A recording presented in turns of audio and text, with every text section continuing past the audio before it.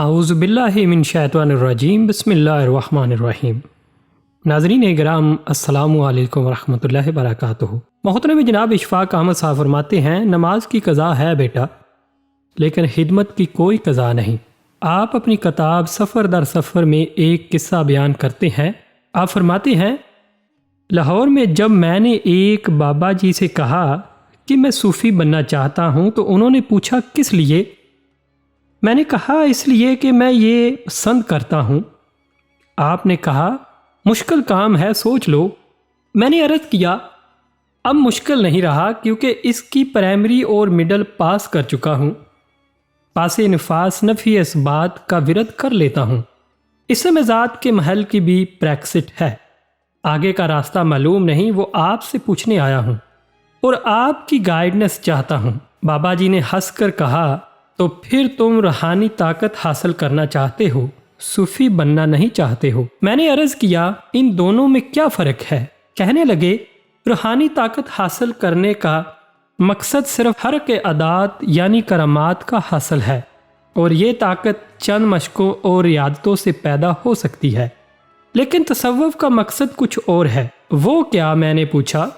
بابا جی نے کہا تصوف کا مقصد خدمت خلق اور مخلوق خدا کی بہتری میں لگے رہنا ہے۔ مخلوق اللہ سے دور رہنا رہبانیت ہے، اور اللہ کی مخلوق میں اللہ کے لہ رہنا یہ پاکی ہے اور دین ہے۔ مجھے اس بابا کی یہ بات اچھی نہ لگی۔ بیچارہ پینڈو بابا تھا اور اس کا علم محدود تھا۔ میں اٹھ کر آنے لگا تو کہنے لگا روٹی کھا کر جانا۔ میں نے کہا جی کوئی بات نہیں، میں سائیوال پہنچ کر کھا لوں گا۔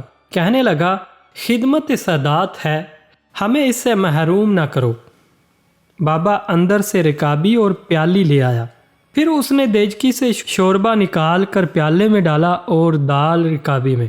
چنگیر سے مجھے ایک روٹی نکال کر دی، جسے میں ہاتھ میں پکڑ کر کھانے لگا۔ وہاں مکھیاں کافی تھی، بار بار ڈیوو لگا کر حملہ کرتی تھیں۔ بابا میرے سامنے بیٹھ کر مکھیاں اڑانے کے لیے کندوری ہلانے لگا۔ میں روٹی کھاتا رہا، اتنے میں مغرب کی اذان ہوئی۔ کونے میں اس کے مریدوں نے تھوڑی سی جگہ لیپ پوت کر کے ایک مسجد سی بنا رکھی تھی۔ وہاں 10-15 آدمیوں کی جماعت کھڑی ہو گئی۔